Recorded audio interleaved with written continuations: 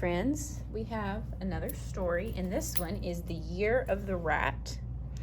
And before we read it, the prepare to read, it says realistic fiction tells a story about characters and events that are like those in real life. Realistic fiction includes dialogue to develop the story, so there's going to be speaking between characters. Dialogue is a conversation between characters. Realistic fiction includes a theme or lesson learned by the main character. So the main character is going to be learning something. Authors of realistic fiction sometimes tell the story through the first-person point of view. In first-person point of view, a character in the story is the narrator. And we will be talking about that in some of your work that you're going to do this week. It's the Chinese Year of the Rat, which is believed to bring change and new beginnings. And Pacey has had more than her fair share of change. Her best friend, Melody, has moved to California, and her friendship with Becky and Charlotte has become strained. The new boy in school, Dunway, and his family have moved into Melody's old house, making Dunway the enemy. To make matters worse, Pacey wants to be an author and illustrator when she grows up, but her father thinks that profession is a cold door, a difficult job that could lead to a hard life. Born in the year of the tiger, Pacey doesn't feel the luck that tigers are believed to have. Now, as the year comes to a close, Pacey thinks about the resolutions she made at the beginning of the year. The weather seemed to turn cold in a snap. Even though we thought we were ready, everyone was surprised when snow fell from the sky as if someone were pouring down sugar. So the point of view here has changed. She's saying I instead of she. And we. Lots of snow today, Dad said in the morning. You lucky kids, the radio said that there's no school. It's so cold outside that it's breaking records. I wish I could have a snow day. I'm going to turn into a snowman going to work today. No school. It was like a surprise vacation. I was all ready to go outside and play until I opened the door. Brrr. The cold wind bit my face and the inside of my nose stung as if icicles suddenly formed there. I closed the door. It's so cold out there, I said, shivering. It froze my nose. Dad laughed and said, I warned you. That's what you get when you open a cold door. All of a sudden, Dad saying that reminded me of the other cold door, the cold door of becoming an author and illustrator. Even though I didn't have any doubts about my talent anymore, I still didn't like that door. But for almost 2 years, I had thought that being an author and illustrator was what I wanted to be and who I was going to become. Now, I just didn't know. Was being an author and illustrator just a wishful dream, or was it something I could make happen? Was it even something I should try to make happen? Remember at Chinese New Year when we wrote resolutions? I asked Dad.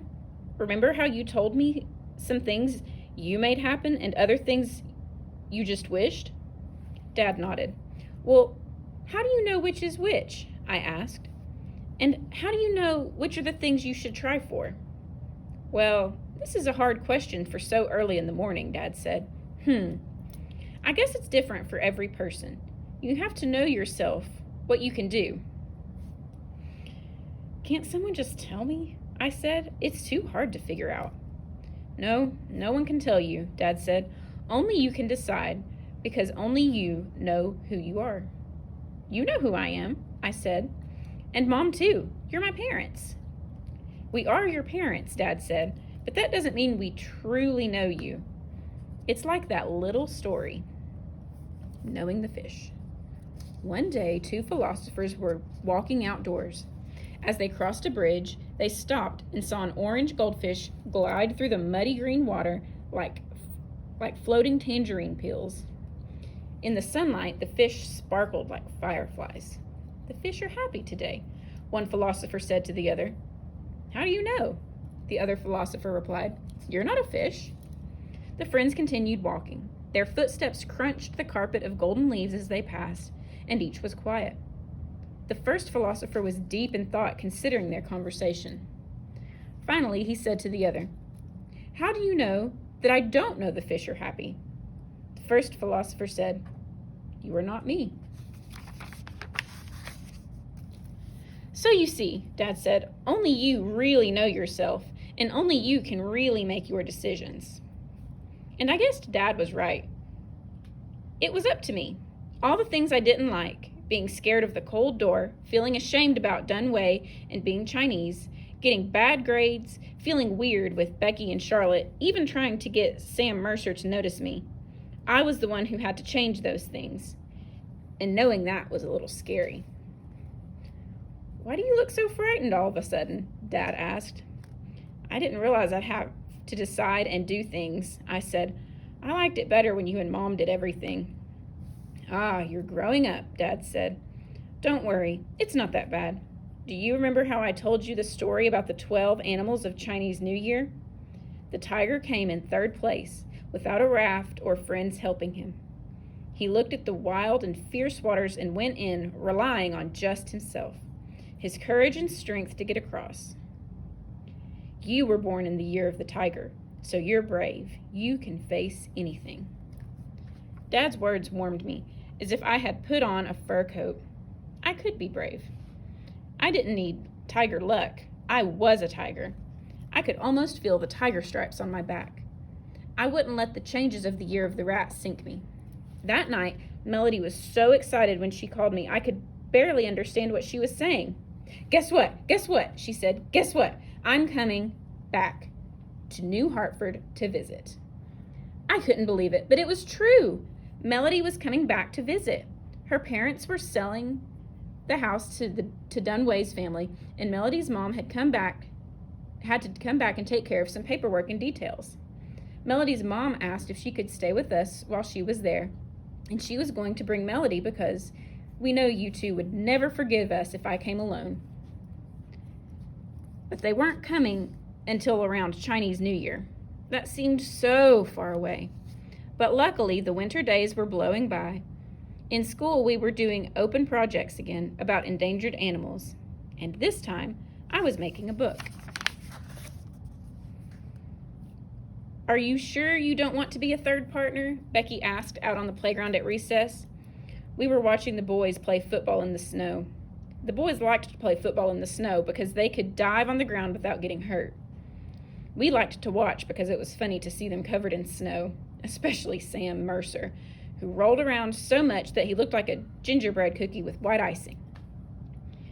You'll have to do all that work on panda bears by yourself, Becky added. That's okay, I said. If I want to be an author and illustrator, I better practice as much as I can. What if you don't become an author and illustrator? Charlotte asked. Then you would have done all that practicing for nothing. It won't be for nothing, I said, trying to feel as brave as a tiger. I know I'm going to be one, no matter what. After I said that, I did feel like a brave tiger. And what did I care about cold doors when I had fur that was thick and warm? Just like the tiger that jumped into the wild water because he wanted to win the race, I was going to jump through the door and become an author and illustrator. I wouldn't be afraid anymore. So when is Melody coming back? Charlotte asked. I had told them all about her phone call that morning. In a couple of months, I said, smiling, just in time for Chinese New Year. Well, maybe it's good you're doing the project by yourself then, Becky said in a funny voice. We won't see you at all once Melody arrives. I stopped smiling. Suddenly I understood why everything felt clumsy and awkward when I was with Charlotte and Becky. When Melody had moved there 2 years ago, we had become best friends, and I had stopped being such good friends with Becky and Charlotte. Not only had I ignored them and probably hurt their feelings, all the things that I had been interested in and cared about were different now. They hadn't changed. I had changed. Wow, look at that throw, Charlotte said as a ball whizzed through the air. Who threw that? It was Dunway, Becky said. Can you believe it? I guess Dunway is a pretty good football player. I took a deep breath and gathered my tiger strength. If I was ever going to make things better with Becky and Charlotte, I'd have to let them know how I had changed. I had to let them know that there were things that wouldn't have bothered me before bothered me now. I don't think it's nice to call him Dunway, I said. His name is Dunway. But everyone calls him that, Becky said. I swallowed hard and looked at my feet. I don't, I said, because I think it's kind of mean. When I peeked up, I saw Becky looking at me with her head cocked like a surprised pigeon. Slowly, she nodded. You're right. It is mean. I won't do it anymore. Thanks, I said, and it was as if the ice in my stomach had suddenly melted away. You know what? When Melody comes, you two should come over. I bet my mom would let me have a sleepover. Yeah, that'd be fun, Charlotte said, and they smiled at me. I smiled back.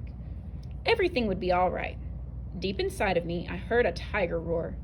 It was so loud and strong, I was surprised. I never knew it was there before.